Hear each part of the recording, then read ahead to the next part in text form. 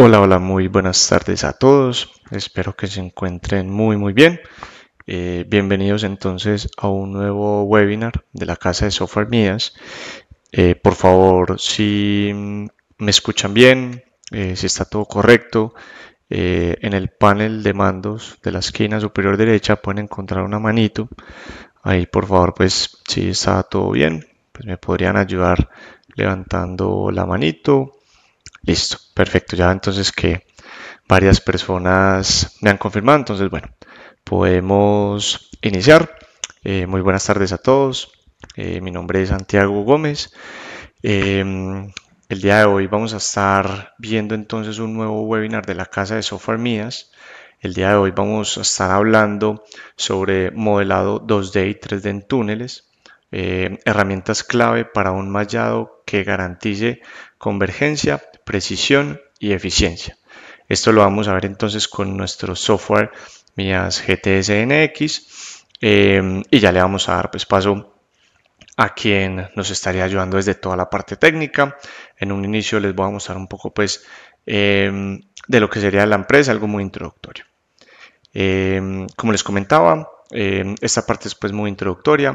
Nosotros actualmente tenemos 10 oficinas regionales, estamos en más de 120 países, tenemos más de 22.000 usuarios a nivel global y acá a nivel Latinoamérica ya somos más de 500 usuarios.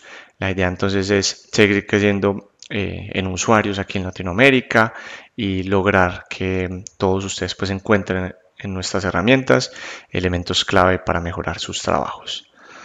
Estos son los programas que habitualmente nosotros en Latinoamérica comercializamos. Estamos hablando entonces de lo que es el software MIA Civil, que es para puentes, para todo el análisis y diseño de puentes.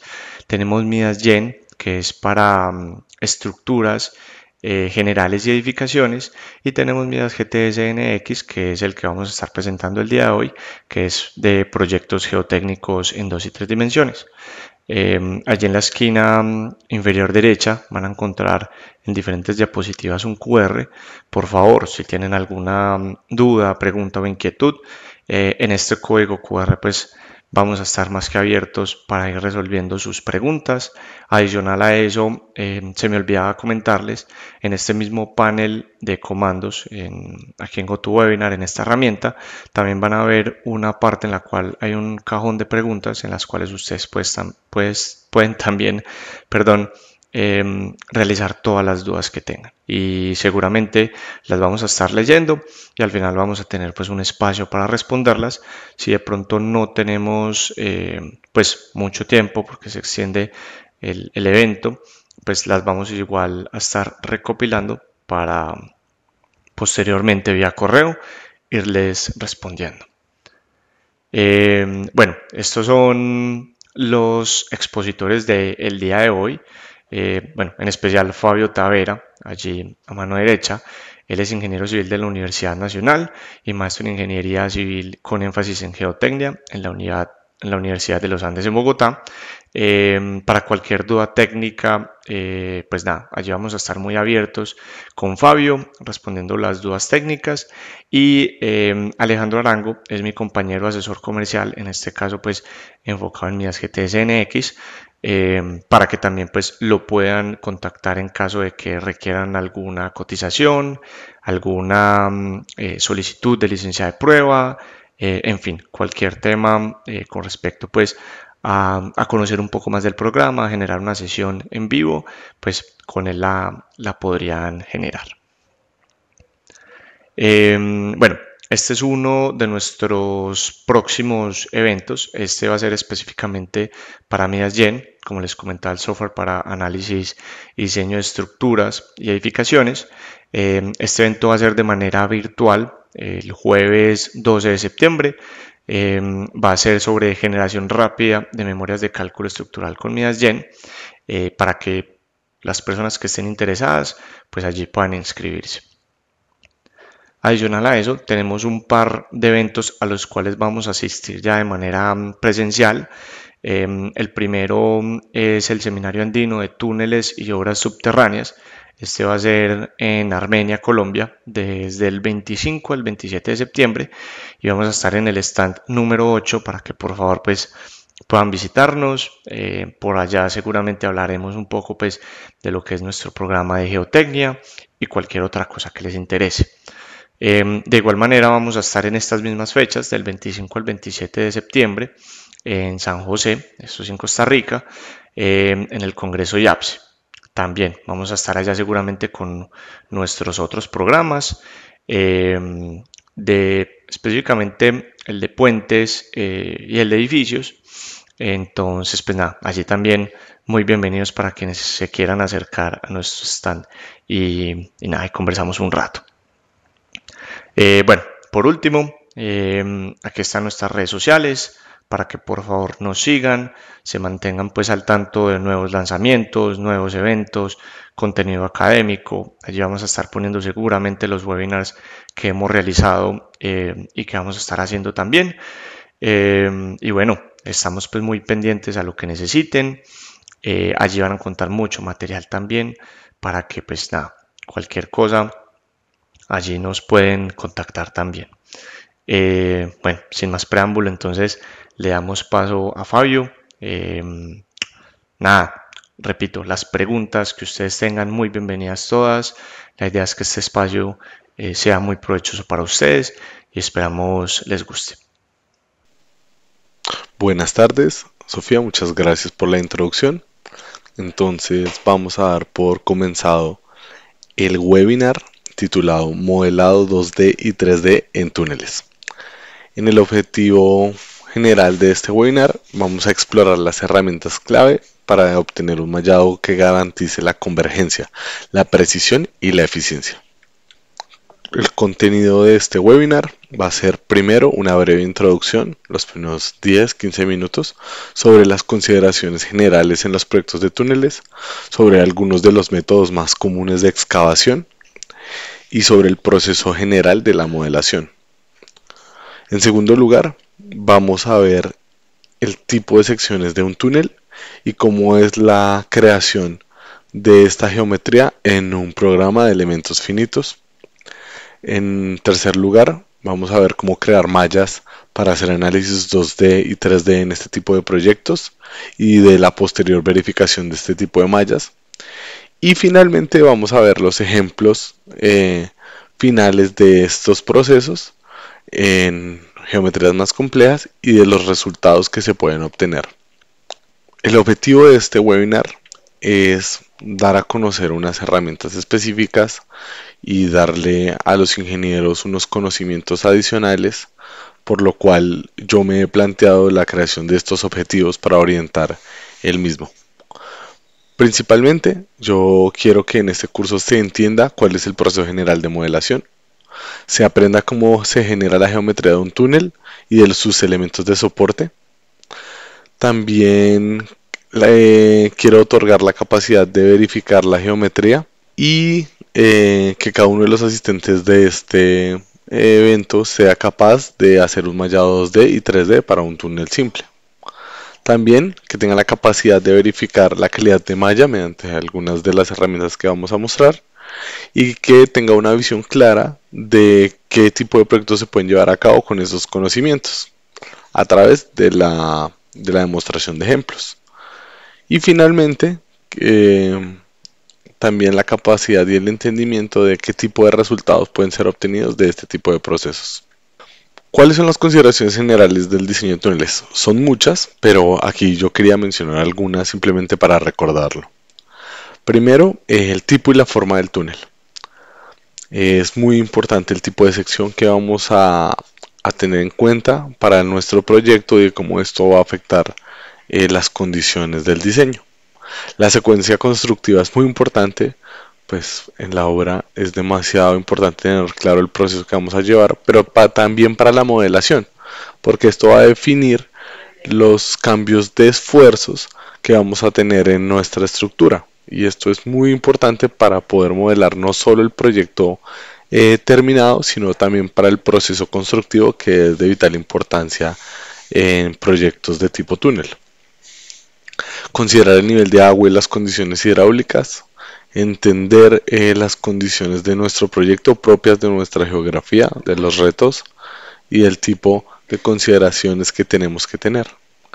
También los sistemas de soporte que vamos a usar, cuáles son disponibles y cuáles se ajustan en nuestro proyecto, y las consideraciones del suelo asociadas a la consistencia del suelo y la calidad de la roca, que dependiendo del proyecto ambas pueden tener un rol significativo. Otra cosa muy importante es el destino que se le van a dar a los túneles, cuál es el servicio que va a otorgar, la cantidad de túneles para ese servicio dado y qué estructuras adyacentes hay en la estructura, cuáles son partes del proyecto, ya existen y qué estructuras va a haber a futuro. Y tener siempre una consideración de qué posibles incertidumbres se van a dar en mi proyecto de acuerdo a mi geología, a la geometría del proyecto, al tipo de proyecto, a la ubicación. Estas serían algunas de las consideraciones generales en este tipo de proyectos. En lo relacionado con los métodos de excavación, aquí yo traigo a colación 3 métodos debido a su popularidad. El primero es Cut and Cover, que es el método de simplemente remover todo el material, la creación de una zanja, construir la estructura y nuevamente cubrir la zanja excavada. Otro de los métodos más comunes es el Sequential Excavation Method, conocido por sus siglas en inglés SEM o también NAT. Este consiste en excavar la cara del túnel por etapas utilizando elementos de soporte. Algunos de estos elementos de soporte generalmente usados son el concreto lanzado, shotcrete y marcos espaciados. Otra de las metodologías de excavación más comunes y más modernas también es la TBM, que es el uso de las máquinas tuneleadoras que son capaces de excavar y algunas son capaces de instalar el soporte de manera automática. Es importante recalcar que estas metodologías no son únicas de un proyecto y que algunos proyectos pueden utilizar varios tipos de metodologías. Posteriormente, ya teniendo pues una visión muy general de los tipos de excavación, yo quería mencionar el tipo de análisis o las metodologías de análisis más frecuentes. Algunas, pues principalmente son los cálculos analíticos. También existe la capacidad de hacer modelaciones en un software estructural para elementos en una dimensión. Y finalmente, en lo que nos vamos a centrar más en este webinar, es en la modelación en un software geotécnico para modelos 2D y 3D. Y aquí quiero un resumen muy clarito, muy simple de un proceso general de modelación.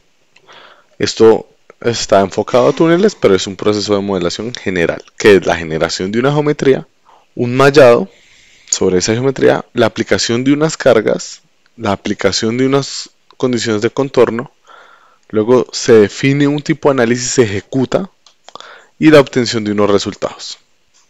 Aquí posteriormente, utilizando el programa Midas GTS NX, lo que yo quiero ilustrar es este proceso de manera muy breve y que se puede hacer de manera muy rápida mediante un asistente específico para túneles. Entonces aquí podemos observar cómo el programa tiene una herramienta específica para túneles donde se define la geometría, los elementos, las propiedades de los materiales de soporte, las etapas y el terreno, y se puede crear de manera muy rápida. Esto es un ejemplo simple para mostrar cómo es un modelo terminado, un modelo muy simple, y más o menos cómo ilustrar ese proceso y los inputs que necesita un modelo.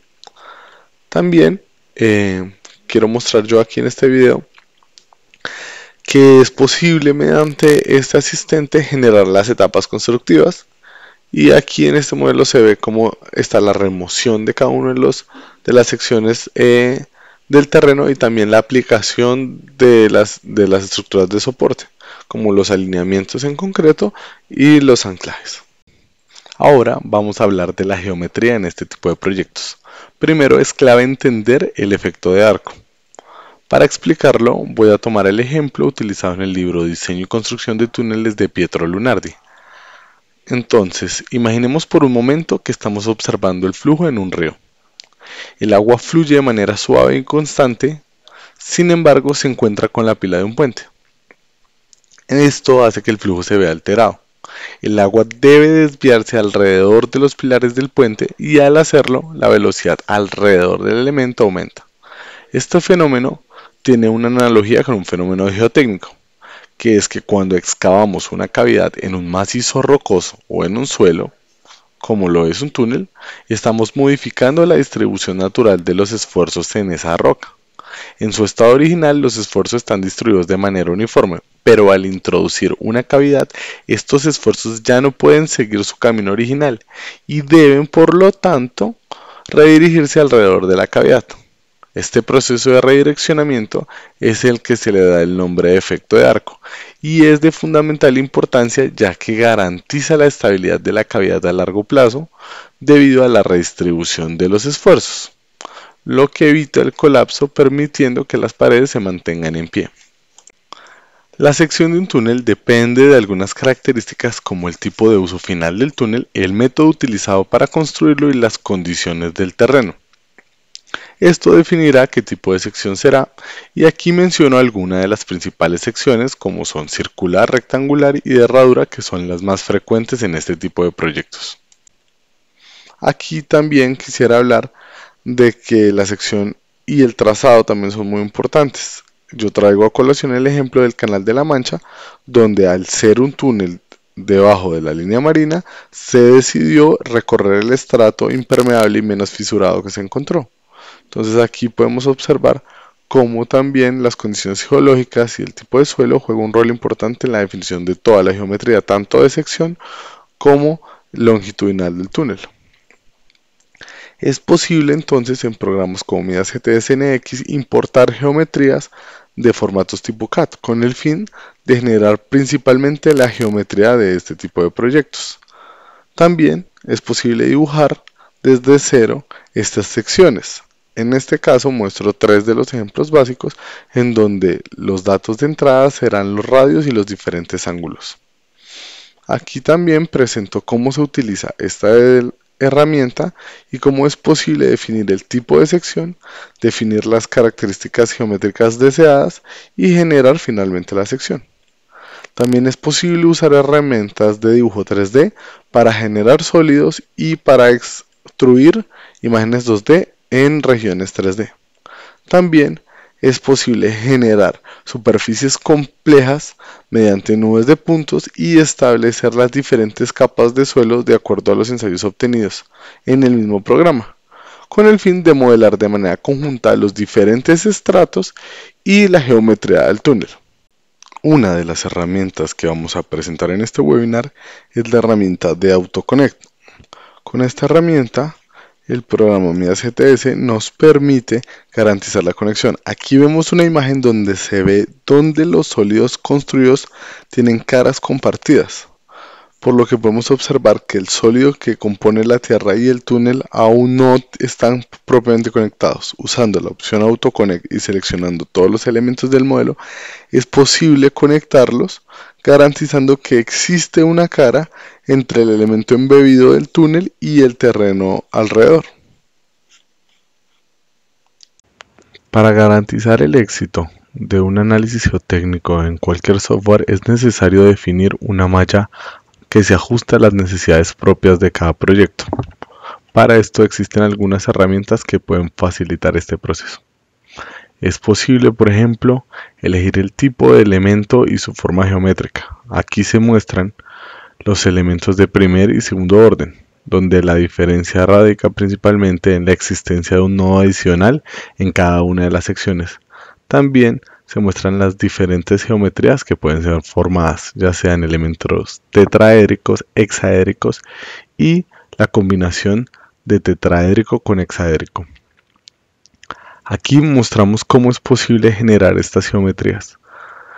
A través de la opción de AutoArea se escogen las secciones previamente definidas y es posible escoger el tipo de elemento, en este caso de primer grado. También es posible seleccionar para la otra sección un elemento de alto grado donde posteriormente a su creación es posible identificar que aunque los mallados y los elementos tienen las mismas dimensiones, se puede observar que existen nodos adicionales entre cada una de las secciones.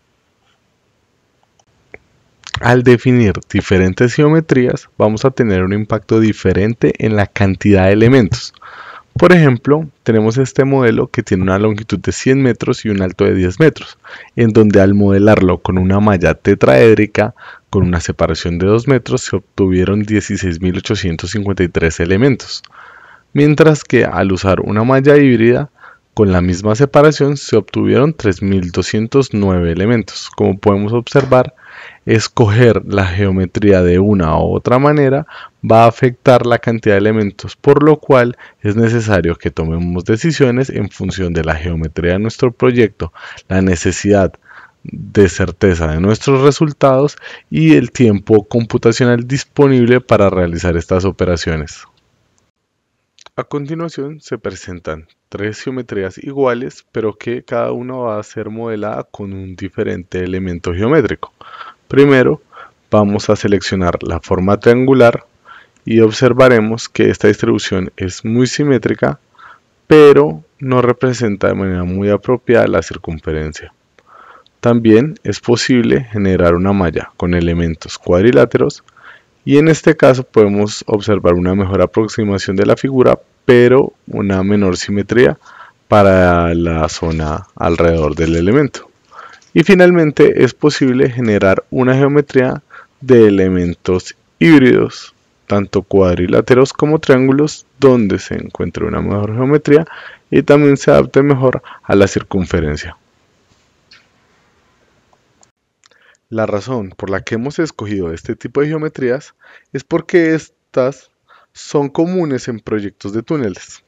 Se tiene frecuentemente el reto de generar una malla que sea capaz de ser lo suficientemente refinada para obtener resultados confiables alrededor de la excavación o de la aplicación de los elementos de alineamiento, pero que no tenga una cantidad excesiva de elementos, ya que es necesario correr este tipo de modelos en tiempos razonables para proyectos de ingeniería.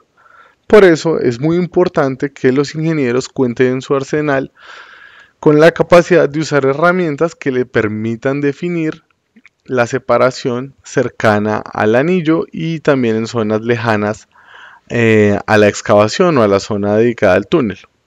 Por eso existen múltiples opciones que son clave para este tipo de resultados. Aquí podemos ilustrar las diferencias de acuerdo a la metodología de mallado. Primero, mostramos cómo generar una malla con una separación que no es la apropiada para la zona alrededor del túnel, puede generar elementos muy grandes que no representan la geometría adecuada y puede que no nos den los resultados con la calidad esperada. El otro escenario es una malla suficientemente refinada que, como podemos ver, genera muchísimos elementos, lo que será computacionalmente muy pesado para nuestras máquinas y va a demandar unos tiempos realmente largos. Y la otra opción que tenemos es usar estas herramientas que nos permiten seleccionar la separación de los elementos en una zona específica y posteriormente mallar. Así podemos obtener una malla muy refinada alrededor de la zona de interés y una malla más generalizada alrededor a medida que nos alejamos. Esto nos va a permitir tener un análisis que se adapta a las características de nuestro proyecto y que nos va a permitir unos tiempos de modelación adecuados con resultados óptimos. Ahora el reto será establecer qué tamaño de mallado es apropiado. La primera pregunta que generalmente se plantea es si un mallado muy pequeño puede ser efectivo. En la realidad es que para abordar un problema no es importante solo encontrar su solución, sino también entender que esta solución debe ser obtenida en un tiempo razonable. Entendemos los retos de la ingeniería y cómo los ingenieros tienen cada vez demandas de esfuerzo y de tiempo aún mayores, por lo que es necesario generar un análisis geotécnico en un tiempo razonable. Existen modelos muy pesados y muy complejos con geometrías muy retadoras que pueden tardar incluso semanas corriendo, por lo cual entendemos la importancia de este proceso de mallado. Parte de eso es la inspiración de este curso. El objetivo es mostrar a los ingenieros que existen algunas herramientas que dan control sobre el mallado y que pueden facilitar estos procesos. Entonces la pregunta es, ¿cómo establecer que un tamaño es adecuado y que es computacionalmente capaz de ser corrido en un tiempo razonable. Primero, es muy importante tener en cuenta que la experiencia de los ingenieros es clave para este tipo de proyectos. Es necesario que se comparen los resultados obtenidos en los modelos con proyectos previos o con ensayos reales de proyectos en curso. Y también con el objetivo de definir una separación de nodos o un tamaño de mallado adecuado, es recomendado generar mallas muy generales y generar diferentes iteraciones donde se modifique la separación de los nodos, con el propósito de llegar a un punto, a una asíntota, donde los cambios en el refinamiento del mallado no generen grandes cambios en los resultados. Es decir, que estos resultados, estas variaciones de resultados que estamos obteniendo sean para el ingeniero y para el criterio del ingeniero irrelevantes. Por eso se muestra una gráfica de un ejemplo de un proyecto donde se definió un factor de carga y se mostró cómo ese factor iba llegando a una asíntota en función de la variación de nodos. Podemos darnos cuenta que hay un refinamiento que no genera una variación relevante, pero que sí va a aumentar el costo computacional, por lo que al llegar a este comportamiento asintótico es un buen punto de partida para definir que hemos encontrado un mallado al menos computacionalmente optimizado. Ya este tipo de resultados deben ser comparados, como ya lo había mencionado, con la experiencia de los ingenieros. Basado en lo previamente dicho, es importante establecer y recordar qué factores van a influenciar el tamaño de nuestro mallado. Es muy importante que tengamos en cuenta primero la estación de trabajo, qué computador vamos a usar, qué capacidad de procesamiento tenemos y qué tarjeta gráfica tenemos, la compatibilidad de nuestro procesador, nuestra tarjeta con el programa que estamos usando y el tipo de análisis. Esto va a limitar el tiempo que tenemos para correr un análisis, lo que es muy relevante para definir nuestro mallado y nuestro refinamiento. Segundo, el tipo de análisis y las fuerzas y esfuerzos de interés. Dependiendo del tipo de resultados y la complejidad de los mismos, debemos modificar nuestro mallado. Es entendible que para análisis simples de fuerzas en una dimensión no se necesiten mallas muy refinadas, pero para la definición de gradientes de esfuerzos en zonas más complejas se necesitará una malla de mayor refinamiento.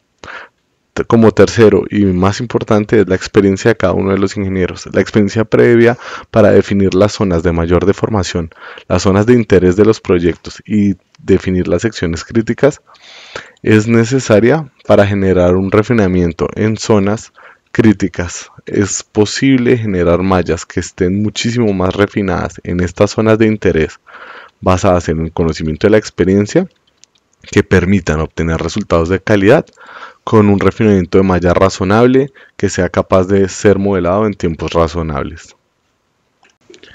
Con lo que hemos planteado surge la duda de cómo podemos abordar este tipo de problemas de mallado. ¿Qué estrategia debemos tener para refinar una malla para encontrar el tipo de resultados que queremos basado en lo previamente mencionado? Aquí proponemos algunas herramientas o algunas metodologías que son usuales y que pueden ser útiles para el análisis o el desarrollo de este tipo de proyectos. La primera es la reducción global de los elementos. ¿En qué consiste? En que al tener un mallado hagamos una reducción total de las mallas progresivamente y comparemos los resultados con el fin de obtener el comportamiento asintótico de los resultados previamente mencionados. Este es una metodología que es recomendada o que es usada con mayor frecuencia en ejemplos muy simples donde los tamaños de los elementos son muy uniformes. Otra de las metodologías recomendadas es la reducción local de los elementos. Usando funciones como el size control previamente mencionado, es posible hacer un refinamiento solo en la zona de interés o zona crítica con el fin de hacer múltiples iteraciones, múltiples análisis para llegar a unos resultados de un comportamiento asintótico. La última estrategia aquí presentada es la de incremento del orden de los elementos. Esto puede ser una herramienta muy útil para encontrar resultados confiables sin cambiar el mallado. La ventaja principal que tiene este método es que no es necesario volver a estructurar un mallado que previamente hemos definido. Algunos programas tienen herramientas que permiten remallar modificando la separación, pero este es un reto que usualmente en modelos 3D suele ser muy complejo y muy dispendioso. Por eso, incrementar el orden de los elementos puede ayudar a obtener resultados más confiables y es una recomendación para modelos más complejos. Ahora, quiero presentar herramientas de verificación específicas para la geometría de los elementos. Aquí surgen dos retos. Uno es cómo ser capaz de definir las propiedades de los elementos previamente definidos. Y dos, con qué criterio o con qué valores es posible definir una geometría adecuada de un elemento. Una de las opciones que queremos presentar es la capacidad de verificar si existe una adecuada conexión.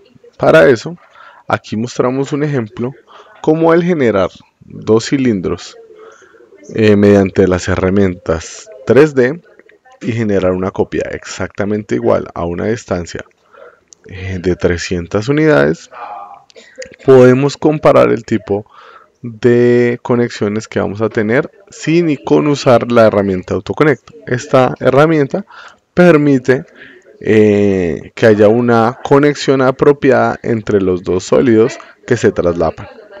En el sólido de la izquierda se usó la herramienta AutoConnect y se procederá a mallar de manera automática los sólidos previamente generados con una propiedad cualquiera. En este caso vamos a utilizar una propiedad del database que para nosotros va a ser irrelevante cual sea, solo que este es un requisito para generar un mallado. Vamos a aplicar un mallado 3D a todos los elementos en el modelo. Posteriormente a haber mallado, vamos a hacer la verificación. Aquí, al verificar las caras libres de los elementos creados, vamos a darnos cuenta que hay unos elementos que no están conectados debido a que no usamos la herramienta AutoConnect y tenemos dos sólidos traslapados. Esta es una de las herramientas que nos permitirá, cuando tengamos geometrías complejas, garantizar que cuando generemos el mallado vamos a tener una adecuada conexión entre los elementos. Ahora vamos a mostrar las herramientas que están en el programa Midas GTS para definir una calidad de malla. Aquí tenemos un modelo de túnel con un túnel de servicio en 3 dimensiones.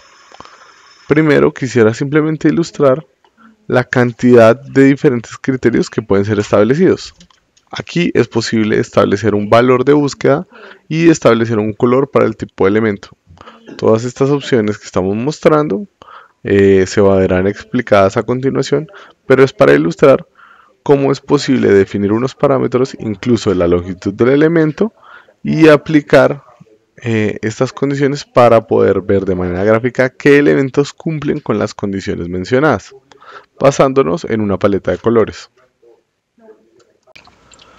La primera característica que vamos a revisar es el aspect ratio o la relación entre las dimensiones del elemento.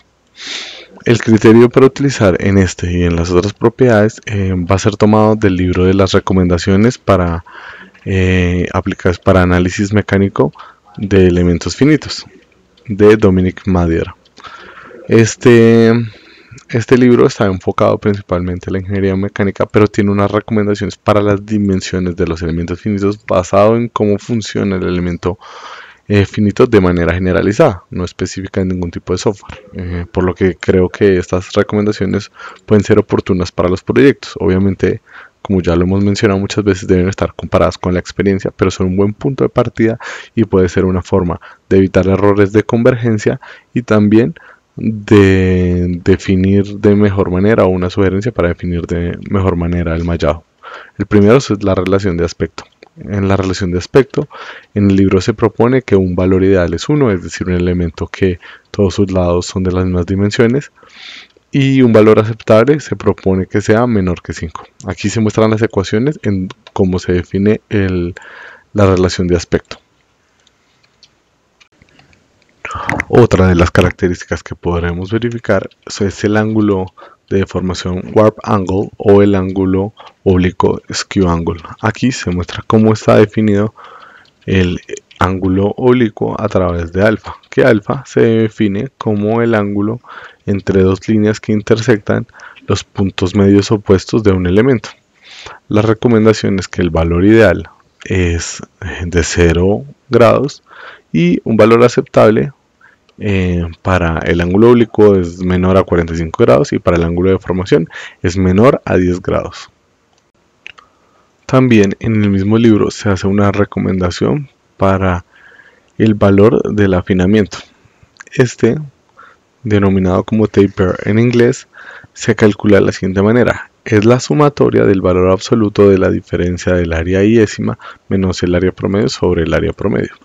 Esto de manera más simple es la diferencia al trazar una diagonal en uno de los elementos, la diferencia que hay entre estas áreas.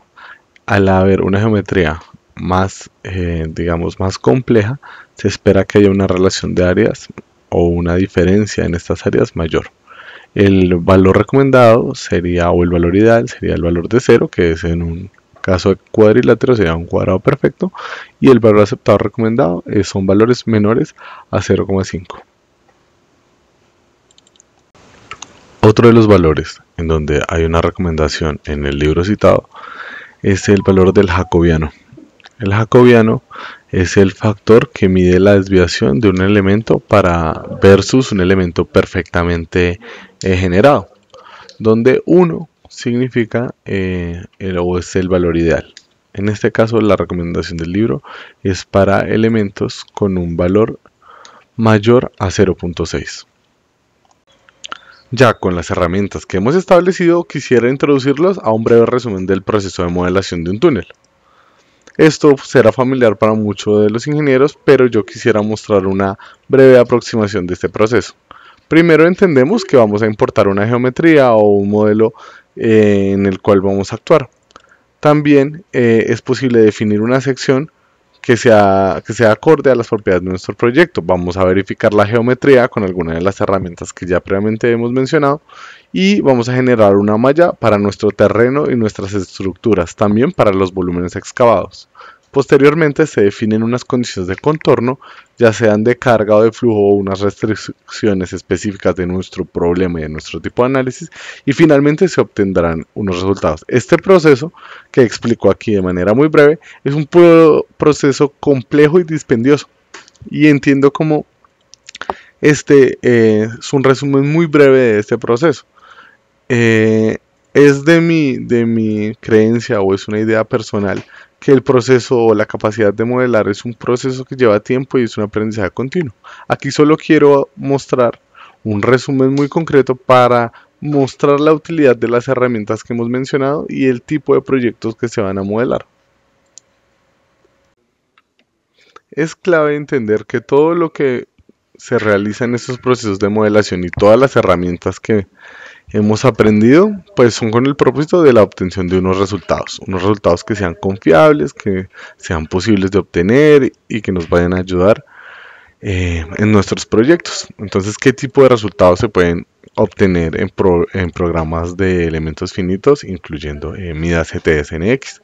Podemos primero obtener resultados en cada una de las etapas constructivas. Aquí podemos ilustrar cómo tenemos los valores de esfuerzo inicial y cómo para cada etapa de excavación vamos a obtener unos diagramas de esfuerzos en cada etapa.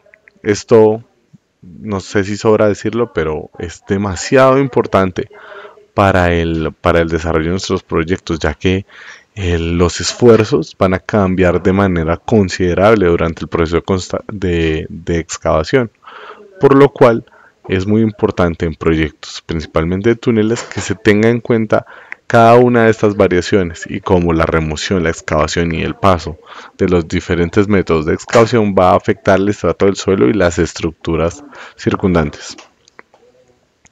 Es posible también definir el estado del material y el factor de seguridad. Esto es muy útil porque podemos establecer los puntos donde se va a dar un comportamiento plástico y definir los puntos de carga y descarga, también los de endurecimiento. Así podemos tener una idea del comportamiento del suelo bajo los esfuerzos que estemos aplicando.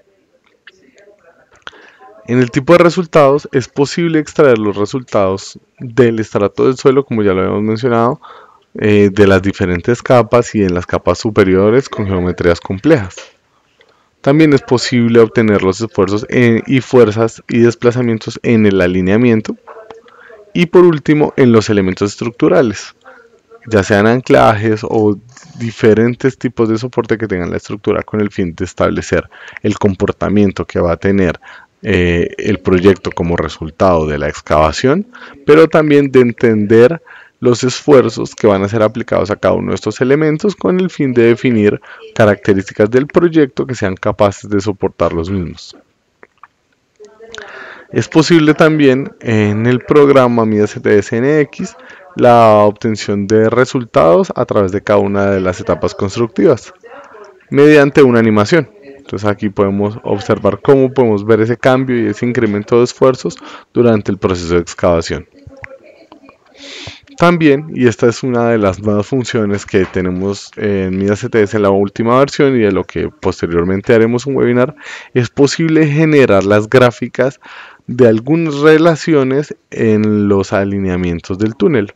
Esto es una de las funciones más nuevas que tenemos y permite a través del input de las propiedades del hormigón proyectado y de la sección de acero definir las gráficas de esfuerzos y de la redistribución de fuerzas del acero y el shotcrete o hormigón proyectado alrededor del alineamiento. Esto lo mostramos de manera muy somera porque se tratará en un webinar a futuro sobre el mismo tema. Y aquí pues una muestra también de este tipo de resultados en otro ejemplo donde se muestran pues los diagramas en el alineamiento y también la creación de estas gráficas para otro caso. También es posible obtener estos resultados en secciones cortadas en donde sea posible modificar el eje con el propósito de obtener una sección en donde sean claros los resultados para el análisis del proyecto deseado. Es posible establecer transparencia para los modelos de túneles y es también parte de las capacidades generar curvas isométricas para reflejar los valores de los resultados. Aquí se muestran algunas geometrías más complejas de ejemplos de túneles con anclajes en donde se han usado estas capacidades para obtener resultados.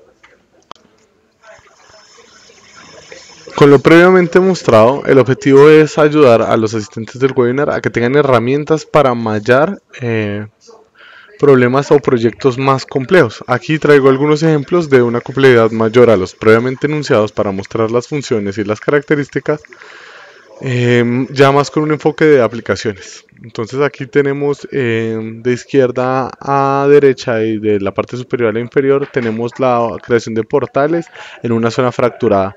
También tenemos túneles de servicio asociados también a túneles de ventilación con geometrías más complejas donde hay cambios de diámetros de manera brusca.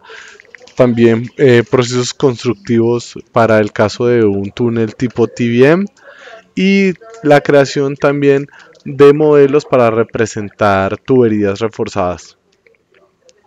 También es posible mostrar túneles que afectan otras estructuras. Aquí se tiene una representación de unas pilas de un puente y también de otros túneles de servicio en la parte inferior.